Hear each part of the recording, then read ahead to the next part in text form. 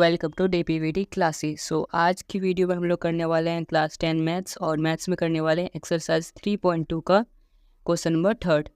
तो सबसे पहले क्वेश्चन पढ़ते हैं।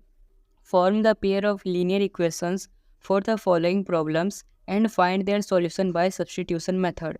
तो बच्चों इसमें हमें क्या करना है, सबसे पहले तो लीनियर इक्वेशन को फॉर्म करना है, ठीक है। जो नीचे प्रॉब्लम दी गई है, ठीक है, इस प्रॉब्लम को पढ़ के हमें लीनियर इक्वेशन को फॉर्म करना है और फॉर्म करने के बाद हमें इसका सॉल्यूशन फाइंड करना है, वो भी सब्स्टिट्यूशन मेथड का यूज़ करके, ठीक है।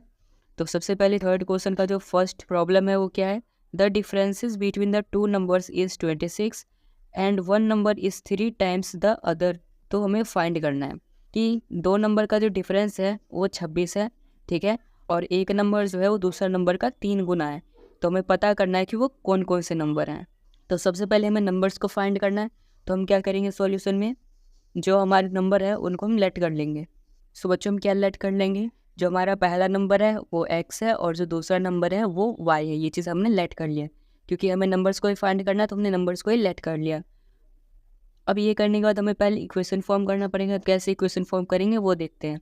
सबसे पहले क्या बोला गया है, the differences between two number is 26, यानी कि किसी दो नंबर का डिफरेंस 26 है। दो नंबर क्या है, x और y है, हमने जो माना है। तो x और y का डिफरेंस 26 है, तो हम पहला इक्वेशन इस तरीके से बना लेंगे, x minus y equal to 26, यानी कि दो नंबर का डिफरेंस जो है वो 26 है। इसको हम दे देंगे इक्वेशन फर्स्ट। फिर देखो इसके बाद क्या बोला गया है, वन नंबर इज़ 3 टाइम्स। देखो इसमें बोला है एक नंबर जो है दूसरे के 3 गुना है। यहाँ पर x माइनस वाई है, यहाँ पर जाहिर सी बात है x जो है वो बड़ा है, तभी तो माइनस करने पे प्लस में आंसर आ रहा है, ठीक है। तो यहाँ पर x ही वो वन नंबर है जो 3 गुना है किसी दूसरे नंबर के। जब ये हमारा x है तो हमारा दूसरा नंबर ऑटोमेटिकली y हो जाएगा। तो ये क्या 3y हो जाएगा, यानी कि ये एक अकेला जो है वो 3y के बराबर है, यानी कि one number is 3 times the other, one number x is 3 times the other जो हमारा y है। तो इस तरीके से हमने दूसरा इक्वेशन को फॉर्म कर लिया। तो बच्चों यहाँ पर सबसे पहले मैं क्या लिखूँगा, फ्रॉम इक्वेशन फर्स्ट, यानी कि हम सबसे पहले इक्वेशन फर्स्ट को लेंगे, ठीक है। ये हमारा x minus y equal to 26, x minus y equal to 26, इसमें से x की वैल्यू निकाल लेंगे तो x क्या आ जाएगा 26 प्लस वाई, ठीक है, ये हमारा आ जाएगा। तो इसको मैंने मान लिया इक्वेशन नंबर थर्ड।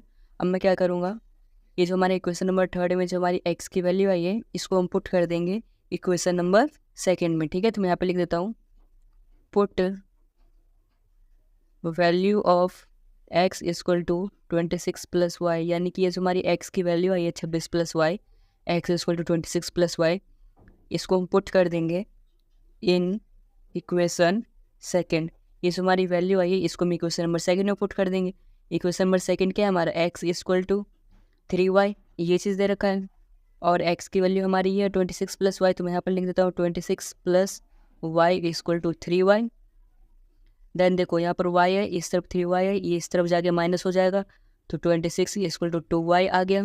और यहाँ पे y की वैल्यू क्या आ जाएगी 26/2, 2 1 2, और यहाँ पे ये 13 आ जाएगा, 13 2 26 होता है। तो हमारी y की वैल्यू क्या आ गई 13। तो इस तरीके से हमने y की वैल्यू निकाल ली।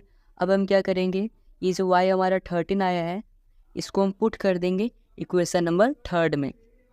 तो मैं यहाँ पे लिखता हूँ, put value of y equal to 13 in equation number third. ये हमारा इक्वेशन नंबर थर्ड है बच्चों, x equal to 26 plus y, और हमें यहाँ पर y की वैल्यू को 13 पुट करना है।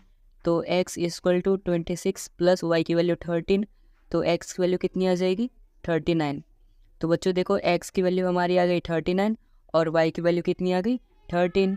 और हमने जो फर्स्ट नंबर लिया था वो क्या था हमारा, फर्स्ट नंबर जो था वो था हमारा x, और x क्या है 39, तो ये 39 आ गया, ठीक है। और जो हमारा सेकेंड नंबर था वो हमने क्या लिया था y, और यहाँ पर y क्या है बच्चों वो है 13, तो ये आ गया 13, यानी हमारा पहला जो नंबर था वो 39 था और जो दूसरा नंबर था वो 13 था।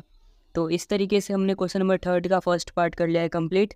आई होप आपको ये क्वेश्चन समझ में आया होगा। क्वेश्चन नंबर थर्ड का सेकेंड पार्ट, सबसे पहले अब थर्ड का सेकेंड प्रॉब्लम जो है उसको पढ़ते हैं। The larger of to supplementary angles exceeds the smaller by 18 degree, find them. तो इसमें क्या बताया जा रहा है, दो सप्लीमेंट्री एंगल्स हैं, हमें पता है सप्लीमेंट्री एंगल्स कैसे बनते हैं, जब हम दो एंगल्स को ऐड करते हैं तब बनता है, ठीक है। तो दो एंगल्स हैं, ठीक है, उनमें जो एक बड़ा एंगल है वो छोटे वाले से 18 ज़्यादा है।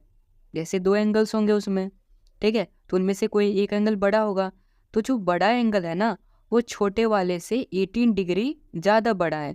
तो हमें बताना है बड़ा वाला कितना है और जो छोटा वाला एंगल है, स्मॉलर एंगल है, वो कितना है, हमें एग्जैक्ट वैल्यू बतानी है। तो अब हम क्या करेंगे, हम उनको लेट कर लेंगे। क्या लेट करेंगे, हमने लेट कर लिया है the larger angle be x and the smaller angle be y, यानी कि इन दोनों एंगल में से जो बड़ा वाला एंगल है वो एक्स है और जो छोटा वाला एंगल है वो वाई है, ठीक है। तो अब हम क्या करेंगे, सबसे पहले इनकी इक्वेशन को फॉर्म करेंगे। पहला इक्वेशन कैसे बनेगा, देखो इसमें क्या लिखा हुआ है, the larger of to supplementary angles, जो बड़ा वाला एंगल है एक्सीड्स द स्मॉलर बाय 18, जो छोटा वाला एंगल है उससे 18 बड़ा है, यानी कि कहीं ना कहीं यहाँ पर डिफरेंस बताया जा रहा है, यानी कि जो बड़ा वाला एंगल है और छोटा वाला एंगल है उनके बीच का डिफरेंस 18 है। तो बड़ा वाला एंगल x हो गया और छोटा वाला y है, तो x डिफरेंस यानी कि छोटा वाला y इक्वल टू 18 आ जाएगा, ठीक है। तो हम यहाँ पे क्या लिख सकते हैं, x minus y equal to 18, ये हम बना सकते हैं इस स्टेटमेंट के हिसाब से, और इसको हम दे देंगे इक्वेशन नंबर फर्स्ट, ठीक है। अब दूसरा कैसे बनाएंगे, देखो इसमें क्या लिखा है, टू सप्लीमेंट्री एंगल्स, और सप्लीमेंट्री एंगल्स क्या होते हैं, x plus y equal to 180 degree हम ले सकते हैं, यानी सप्लीमेंट्री एंगल को, दो एंगल को जोड़ के बनाते हैं तो x plus y equal to 180 degree, ये हमने ले लिया सेकेंड इक्वेशन, ठीक है। अब हम क्या करेंगे, यहाँ पे लिखेंगे फ्रॉम इक्वेशन फर्स्ट, यानी कि सबसे पहले हम इक्वेशन फर्स्ट को लेंगे, क्या है x minus y equal to 18, ये इक्वेशन फर्स्ट में, इसमें से हम x की वैल्यू निकालेंगे, x की वैल्यू क्या आ जाएगी 18 प्लस वाई, ये हमारी x की वैल्यू आ जाएगी।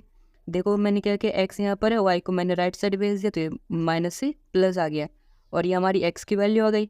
और हम इक्वेशन ले लेंगे इसको थर्ड, ठीक है।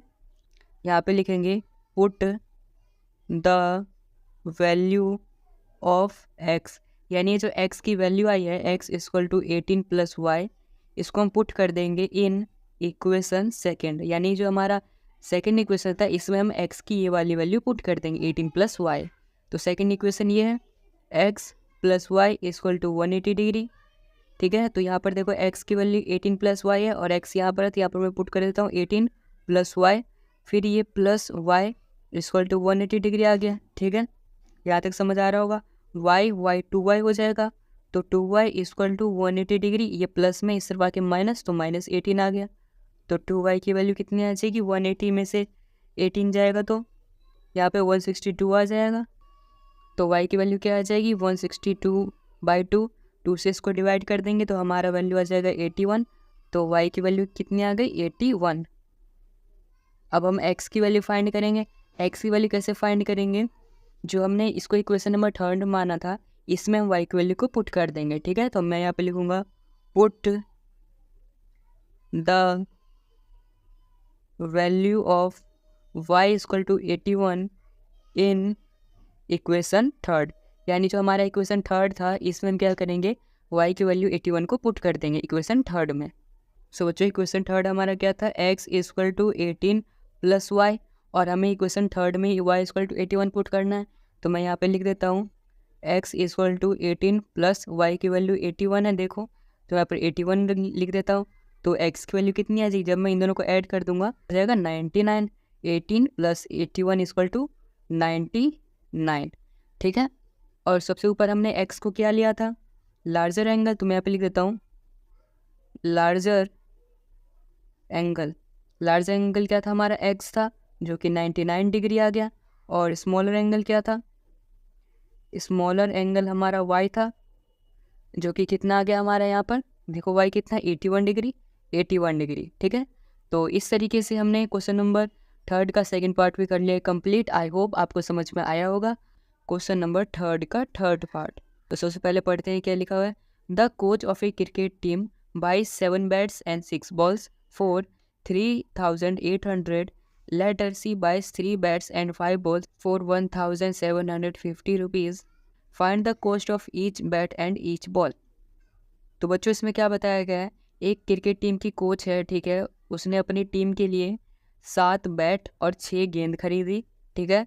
इन सभी का जो कुल प्राइस हुआ, टोटल प्राइस हुआ वो 3800 रुपये हुआ, ठीक है।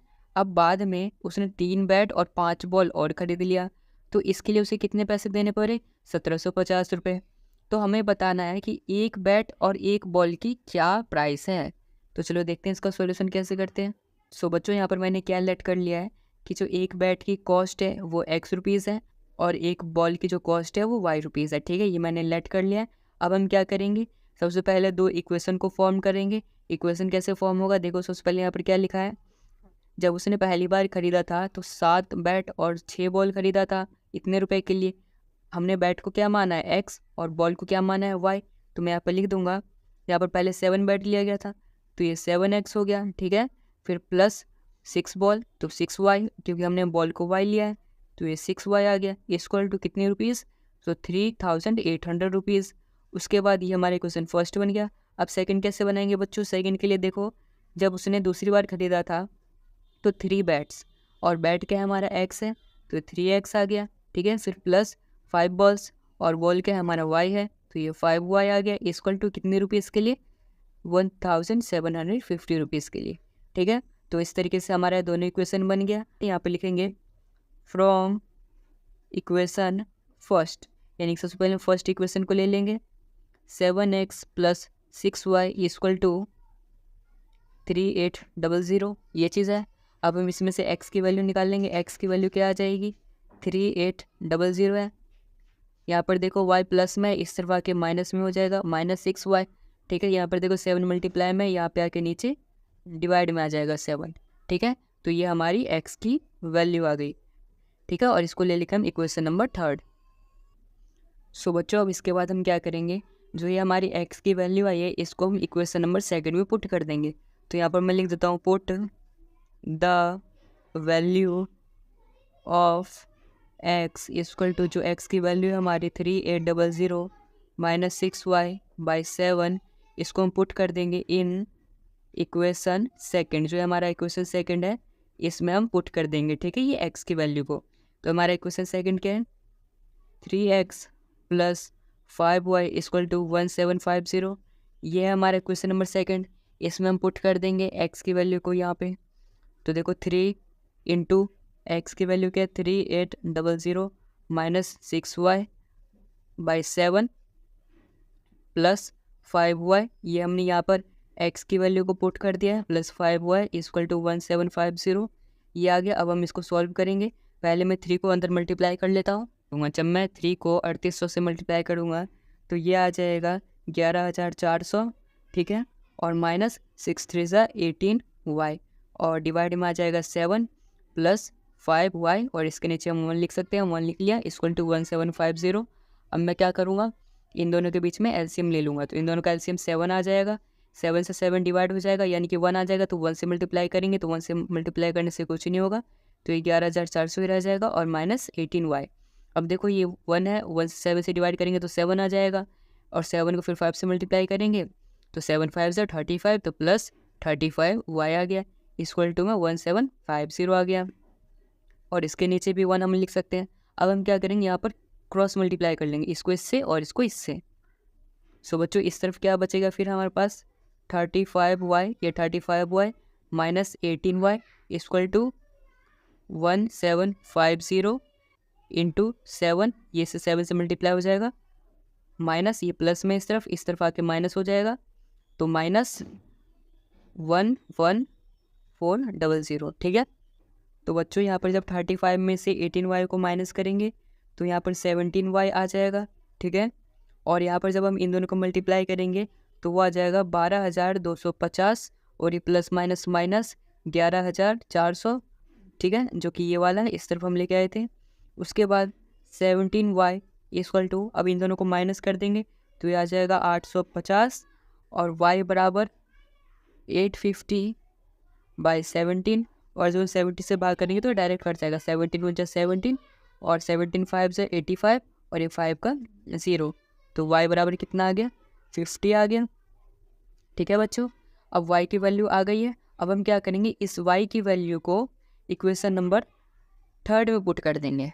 बच्चों, ये जो हमने इक्वेशन नंबर 3 बनाया था ऊपर में, एक्स की वैल्यू जो निकाली थी इसमें हम यहाँ पे वाई की वैल्यू को पुट कर देंगे जो अभी अभी हमने फाइंड किया है। सो बच्चों यहाँ पर मैं लिखता हूँ put the value of y equal to 50 in equation third, यानी जो हमारा इक्वेशन थर्ड था x equal to 3800 minus 6y/7, इसमें हम y की जगह पे 50 पुट कर देंगे, ठीक है, जो अभी अभी हमने यहाँ पे 50 फाइंड किया था इसको। तो x equal to 3800 minus 6 into 50/7, तो इसको सॉल्व कर लेंगे। तो ये 3800 माइनस 6 5 30 यानी कि 300/7 आ गया। अब x इक्वल टू इसको माइनस कर देंगे, माइनस करने से आ जाएगा 3500 और नीचे 7 7 उनसे 7 7 5 35, तो ये 5 आ गया, यानी कि x की वैल्यू हमारी कितनी आ गई 500, ठीक है। तो बच्चों हमारी x की वैल्यू आ गई 500 और y की वैल्यू आ गई 50, और हमने x क्या माना था? सो बच्चों हमने क्या माना था? कॉस्ट ऑफ 1 बैट, यानी एक बैट हमने x माना था, तो x की कितनी वैल्यू आ गई 500 रुपीज़, ठीक है। और कॉस्ट ऑफ 1 बॉल वो हमने y माना था और वो कितना आ गया 50, ठीक है। तो इस तरीके से हमने इस क्वेश्चन का सॉल्यूशन कर लिया फाइंड, ये आ गया हमारा आंसर। आई होप आपको ये पूरा क्वेश्चन समझ में आया होगा। क्वेश्चन नंबर थर्ड का फोर्थ पार्ट, तो सबसे पहले क्वेश्चन को पढ़ते हैं। The taxi charges in A city consist of a fixed charge together with the charge for the distance covered. For a distance of 10 km, the charge paid is 105 rupees, and for a journey of 15 km, the charge paid is 155 rupees. What are the fixed charges and the charge per kilometer? How much does a person have to pay for traveling a distance of 25 km? Question तो बच्चों थोड़ा बड़ा लग रहा है पर ये है आसान, ठीक है, बस अब ध्यान से समझना। बच्चों सबसे पहले क्या बोला गया हिंदी में समझो। एक टैक्सी है किसी शहर में, ठीक है, उसमें होता क्या है, जैसे आपको कहीं जाना है मान लो, ठीक है, तो जाने के लिए जैसे आप टैक्सी को बुक करोगे तो बुक करते ही आपको फीस लगेगी, ठीक है। बुक करते ही आपने कुछ पैसे दिए, ठीक है, तो पैसे देने के बाद आप जिस जगह जाओगे वहाँ जाने में जितना भी डिस्टेंस लगेगा, जितना भी किलोमीटर लगेगा, उस किलोमीटर का भी अलग से पैसा लगेगा आपको, यानी कि आपको 2 पैसे देने पड़ेंगे। एक तो टैक्सी बुक करने का पैसा और दूसरा आप जहाँ जाओगे वो कितनी दूरी पे है, उसका कितना किलोमीटर आता है उसका पैसा, ठीक है। तो इस तरीके से इस क्वेश्चन में पैसा लिया जा रहा है, ठीक है। तो अब आपको इजीली समझ आएगा। जब कोई आदमी 10 किलोमीटर जाता है तो 105 रुपये देता है। तो देखो इसमें क्या है, एक तो 10 किलोमीटर का भी पैसा है जो 105 रुपये इसमें आता है, ठीक है, और एक टैक्सी बुक करने का भी फीस है, ठीक है। सेम इसमें भी जब कोई दूसरा इंसान 15 किलोमीटर जाता है तो उसको 155 रुपये लगते हैं। किस बात की? एक तो टैक्सी बुक करने के और दूसरा 15 किलोमीटर का, ठीक है, तो 2 फीस लग रही है।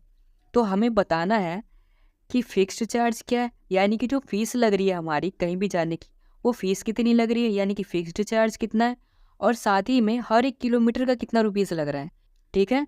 और हमें ये भी बताना है कि अगर किसी पर्सन को 25 किलोमीटर जाना है तो उसको कितनी रुपीस लग जाएगी टोटल। तो इस तरीके से इस क्वेश्चन में पूरा स्टेटमेंट दिया गया जो कि मैंने आपको समझाया है। आई होप आपको ये स्टेटमेंट समझ में आया होगा। चलो अब इसका हम डिटेल सॉल्यूशन करते हैं। सो बच्चों सबसे पहले मैंने सॉल्यूशन में क्या लेट कर लिया है कि जो हमारा फिक्स्ड चार्ज है, यानी कि जो टैक्सी बुक करते ही हमें फ़ीस देनी पड़ेगी वो X रुपीज़ है, और जो किलोमीटर के साथ हमें पैसा देना पड़ेगा, पर किलोमीटर जो हमें पैसा देना पड़ेगा वो Y रुपीज़ है, ठीक है। ये चीज़ मैंने लेट कर लिया है। अब हमें 2 इक्वेशन को फॉर्म करना है। तो पहला इक्वेशन कैसे बनेगा, देखो सबसे पहले यहाँ पर क्या लिखा है, for a distance of 10 kilometre. 10 kilometre के लिए हमें 105 रुपये पे करने हैं, ठीक है। तो 10 किलोमीटर में क्या आएगा, एक तो हमें फिक्स्ड चार्ज जो कि X है, ठीक है, प्लस 10 किलोमीटर का भी, तो किलोमीटर का क्या है Y है, तो 10 किलोमीटर का 10Y इक्वल टू कितने रुपीज़ पे करने 105, तो 105, ठीक है। तो इस तरीके से इक्वेशन फर्स्ट बन गया। ऐसे ही हम इक्वेशन नंबर सेकंड को भी फॉर्म करेंगे। इक्वेशन नंबर सेकंड क्या बनेगा, देखो किसी जर्नी में 15 किलोमीटर की जर्नी में 155 रुपये, तो इसमें क्या क्या हो सकता है, सबसे पहले तो X एक फिक्स्ड प्राइस, ठीक है, फिर 15 किलोमीटर जो कि 15Y जो कि हमने किलोमीटर को Y लिया है, ठीक है, जो कि कितने रुपए हमें पे करने हैं 155, इसको ले लिया हमने सेकंड इक्वेशन। तो इस तरीके से हमने दोनों इक्वेशन फॉर्म कर लिया। अब हम क्या करेंगे, इन दोनों इक्वेशन को सब्स्टिट्यूशन मेथड से सॉल्व कर देंगे और हमारा आंसर आ जाएगा। और उसके बाद हम 25 किलोमीटर का भी फाइंड करेंगे। तो सबसे पहले बच्चों हम इन दोनों लीनियर इक्वेशन को सॉल्व करेंगे। यहाँ पर मैं लिखता हूँ फ्रॉम इक्वेशन फर्स्ट, यानी इक्वेशन फर्स्ट से हम लेंगे x plus 10y equal to 105। तो हमारी x की वैल्यू यहाँ पर क्या आ जाएगी 105 माइनस 10y। देखो यहाँ पर 10 प्लस में था, इस तरफ आगे माइनस में आ जाएगा। तो ये हमारी x की वैल्यू आ गई, और ये जो हमारी x की वैल्यू आई है इसको हम इक्वेशन नंबर थर्ड मान लेंगे। ठीक है, अब हम क्या करेंगे, ये जो हमारा इक्वेशन नंबर थर्ड आया है इसकी वैल्यू को हम इक्वेशन नंबर सेकेंड में पुट कर देंगे। तो यहाँ पर मैं लिखता हूँ put the value of x equal to 105 minus 10y in equation second. Equation second में जो हमारी x की वैल्यू आई है 105 माइनस 10y, इसको पुट कर देंगे। सो हमारा इक्वेशन सेकेंड क्या है बच्चों, वो है x plus 15y equal to 155। ठीक है, और x की वैल्यू हमें 105 माइनस 10y लिखना है। तो मैं यहाँ पर लिख देता हूँ 105 minus 10y plus 15y equal to 155।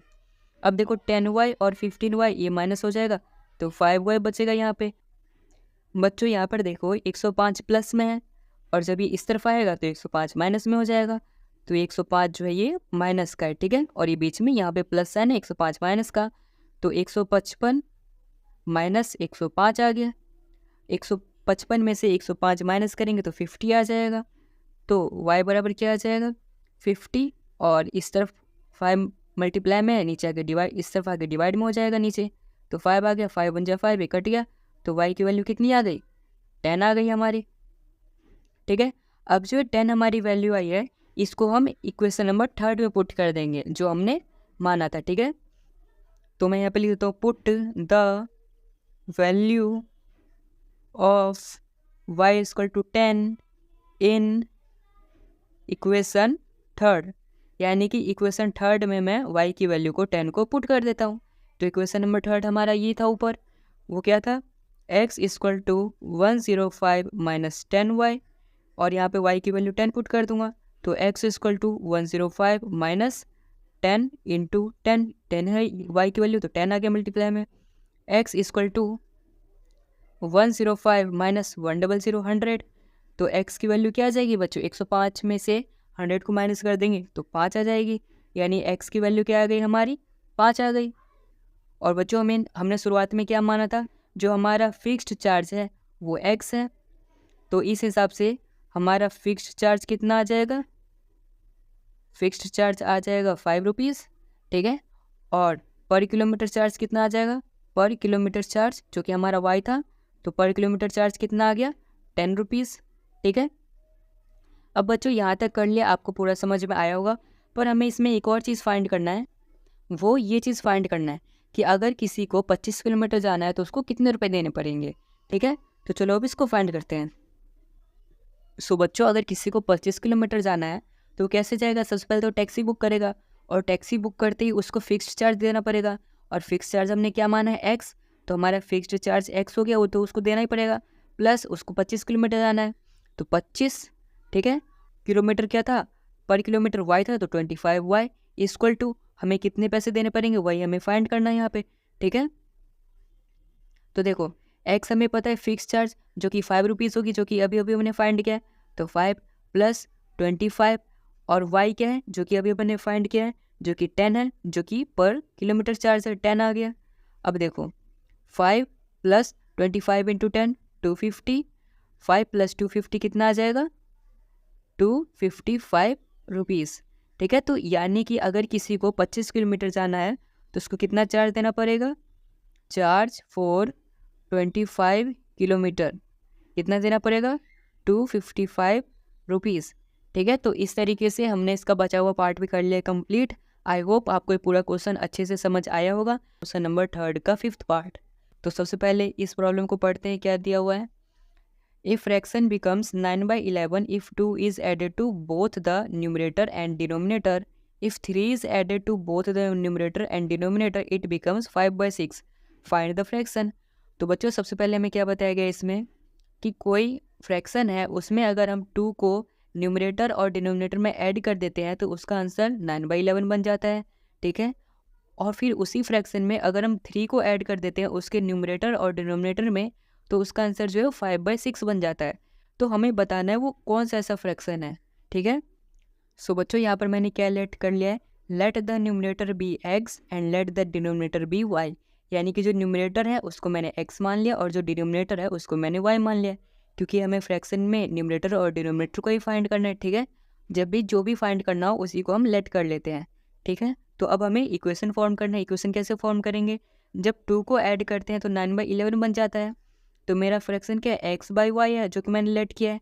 और जब मैं इसको 2 को ऐड कर दूंगा न्यूमरेटर और डिनोमिनेटर दोनों में, तो हमारा फ्रैक्शन क्या बन जाता है, 9/11 बन जाता है। तो ये हमारा बन गया इक्वेशन नंबर फर्स्ट, ठीक है। अब ऐसे ही देखो, जब मेरा इसी इक्वेशन में 3 को ऐड कर देते हैं तो 5/6 बन जाता है। तो मैं 3 को भी ऐड कर देता हूँ। x/y मेरा फ्रैक्शन है, इसमें न्यूमरेटर में भी 3 ऐड कर दिया, डिनोमिनेटर में भी 3 ऐड कर दिया, तो ये 5/6 बन जाता है। इसको मैंने ले लिया equation number second. Same substitution method का यूज़ करके इसको सॉल्व कर देंगे। सो बच्चों सबसे पहले हम यहाँ पे क्या लिखेंगे, फ्रॉम इक्वेशन फर्स्ट, यानी सबसे पहले हम इक्वेशन फर्स्ट को लेंगे।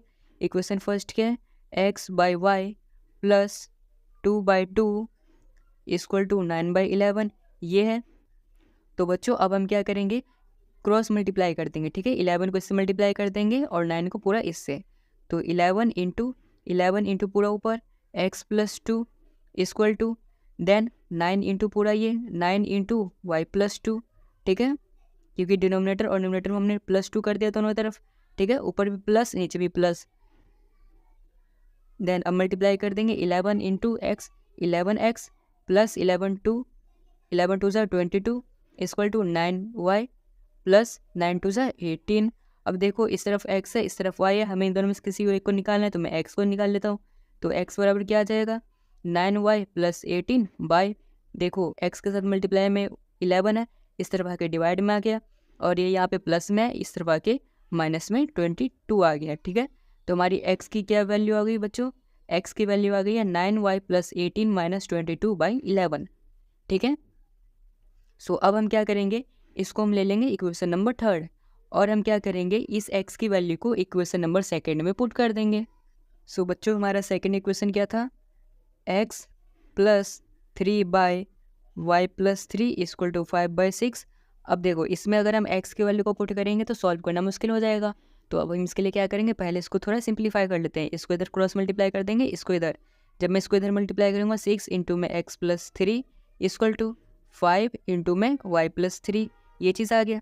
6 इंटू करेंगे 6x plus 6 into 3 6 3 = 18 equal to 5 into y 5y plus 5 3 = 15, ये आ गया। अब देखो हम इसमें से क्या सॉल्व कर सकते हैं, तो देखो इधर मैंने 6x लिख लिया, ठीक है, और इस तरफ ये 5y है, मैं इसको इस तरफ में ले आता हूँ तो -5y आ गया, इस तरफ में ले जाऊँगा तो 15, और इस 18 को इस तरफ ले आऊँगा तो -18 आ गया।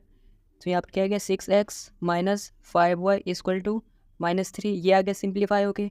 अब क्या करेंगे हम, ये जो हमारा इक्वेशन नंबर सेकेंड जो था उसको हमने सिंप्लीफाई करके ऐसा बना दिया, ठीक है। तो अब हम इसको इक्वेशन नंबर 4 मान लेंगे, और हम इक्वेशन नंबर 4 जो हमारा नया बना है इसमें हम वो x की वैल्यू को पुट कर देंगे। तो मैं यहाँ पे लिखता हूँ, put the value of x in equation 4। जो हमारा इक्वेशन 4 ये नया आया है इसमें हम x की वैल्यू को पुट कर देंगे, ठीक है। तो 6 इंटू एक्स की वैल्यू क्या थी हमारी, सो हमारी x की वैल्यू ये थी 9y + 18 - 22/11, ये हमारी x की वैल्यू तो जो मैंने यहाँ पे लिख दी। फिर -5y = -3, ठीक है। अब इसको सॉल्व करते हैं, फिर यहाँ से हमारी y की वैल्यू आ जाएगी। सो बच्चों अब हम क्या करेंगे, 6 को अंदर मल्टीप्लाई कर देंगे, तो 6 9 = 54y आ गया, ठीक है। फिर प्लस यहाँ पर देखो इसको माइनस कर सकते हैं, 18 में से -22 करेंगे तो यहाँ पर कितना आ जाएगा, -4। फिर -4 को हम 6 से मल्टीप्लाई कर देंगे तो कितना आ जाएगा, 6 4 = 24, तो -24 आ गई। देन -5y और नीचे में 11 है इक्वल टू -3 आ गया। इसके बाद क्या करेंगे बच्चों, देखो यहाँ पे 1 लिख के इनका एलसीएम कर लेंगे, ठीक है। एलसीएम लेंगे, यहाँ पे एलसीएम 11 ही है तो कुछ चेंज नहीं होगा। 54y - 24, फिर यहाँ पे -1 है, 1 से इसको डिवाइड करेंगे तो 11 आ गया। फिर 11 से 5 को मल्टीप्लाई करेंगे तो 5 5 से 55y आ गया इक्वल टू में -3। देन बच्चों यहाँ पे हम नीचे 1 लिख सकते हैं और फिर इसको इधर और इसको इधर क्रॉस मल्टीप्लाई कर देंगे। तो ये इधर 1 जब इससे पूरे से क्रॉस मल्टीप्लाई होगा तो कुछ फ़र्क पड़ेगा नहीं, तो 54y माइनस 24 माइनस 55y आ गया। और इस तरफ में जब इससे मल्टीप्लाई करेंगे तो माइनस 33 आ गया। अब देखो यहाँ पर 54 है, यहाँ पे 55 है, तो ये माइनस y आ गया। ठीक है, इक्वल टू यहाँ पे माइनस 33 है, ये माइनस में इस तरफ जाएंगे प्लस में हो जाएगा तो प्लस 24 आ गया। तो यहाँ पे y की वैल्यू क्या आ जाएगी, 33 में 24 को माइनस कर देंगे तो 9 आ जाएगा। और इस तरफ भी माइनस है और ये बड़ा है तो इसका साइन भी माइनस आ जाएगा। माइनस माइनस कट गया, प्लस आ गया, तो y की वैल्यू क्या आ जाएगी बच्चों, 9 आ जाएगी। ठीक है, अब ये जो y की वैल्यू आई है इसको हम पुट कर देंगे इक्वेशन नंबर 3 में। अब मैं आपको दिखाता हूँ इक्वेशन नंबर 3 कौन सा था हमारा। सो बच्चों ये जो हमने शुरुआत में जब पहले इक्वेशन को सॉल्व करके x की जो वैल्यू निकाली थी, ये हमारे इक्वेशन नंबर 3 हमने इसको मान लिया था। अब हम क्या करेंगे, इस इक्वेशन नंबर 3 में जो अभी हमने y की वैल्यू निकाली है उसको पुट कर देंगे।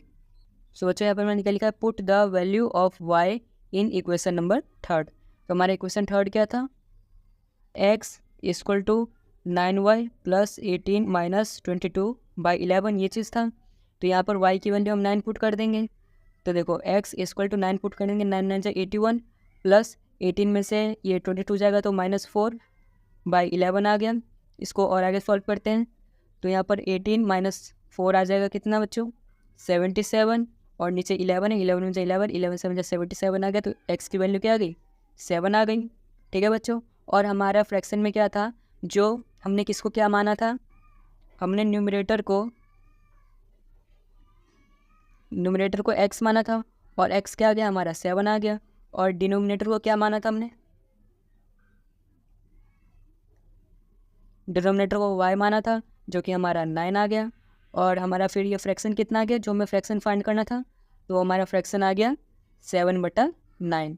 ठीक है, ये फ्रैक्शन हमें फाइंड करना था और ये हमारा आ गया 7/9। ठीक है, तो इस तरीके से हमने क्वेश्चन नंबर 3 का 5th पार्ट भी कर लिया है कंप्लीट। सो आई होप आपको ये सॉल्यूशन समझ में आया होगा। क्वेश्चन नंबर 3 का 6th, जो कि 3 का लास्ट पार्ट है। तो सबसे पहले स्टेटमेंट को पढ़ते हैं। 5 years hence the age of Jacob will be 3 times that of his son. 5 years ago Jacob's age was 7 times that of his son. What are their percent ages? सो बच्चों ये question है बहुत इजी, पर आपको इसमें ध्यान क्या रखना है, चलो पहले मैं आपको वो बताता हूँ। सबसे पहले मैंने बच्चों नोट कर लिया, let age of Jacob be x and age of his son be y। तो सबसे पहले मैंने जैकोब की एज को x ले लिया है और उसके बेटे की एज को y ले लिया है। तो बच्चों इस क्वेश्चन में सबसे पहले हमें क्या समझना पड़ेगा, देखो इस क्वेश्चन में 2 बातें हैं। एक हम प्रेजेंट में हैं अभी, ठीक है, एक हमें इसमें फ्यूचर का बताया गया है, एक हमें पास्ट का बताया गया है। ठीक है, तो हम दोनों का एक एक केस लेंगे। तो सबसे पहले मैं लिखूँगा आफ्टर 5 years, यानी 5 साल बाद, और ये क्या है, बिफोर 5 years। मैंने इस तरीके से लिख लिया है। ठीक है, तो बच्चों मैं ऐसा कर क्यों रहा हूँ, देखो इसमें क्या बोला गया है, एक जैकोब है, ठीक है, उसका एक बेटा है। इसमें बताया गया है जो 5 साल बाद है वो जैकोब की एज जो है वो उसकी बेटे की एज से 3 गुना ज़्यादा हो जाएगी। ठीक है, और 5 साल पहले जो था जैकोब का एज वो 7 गुना ज़्यादा था अपने बेटे से। तो हमें बताना है उनकी प्रेजेंट एज क्या होंगी, तो ऐसे तो बताना मुश्किल है, तो इसीलिए मैं आपको आफ्टर 5 years और बिफोर 5 years करके बता रहा हूँ। ठीक है, आप लोग ध्यान से समझना, आपको क्वेश्चन जरूर समझ में आएगा। तो देखो बच्चों सबसे पहले क्या बोला है इसमें, hence 5 years the age of Jacob will be 3 times। तो सबसे पहले मैंने जैकोब की एज को x मान लिया है। ठीक है, और 5 साल बाद की बात की जा रही है, तो जैकोब की एज में मैं क्या कर लेता हूँ, x + 5 कर लेता हूँ। ठीक है, और फिर क्या बोला है, उसकी जो सन की एज है वो 3 times है ऑफ हिज सन।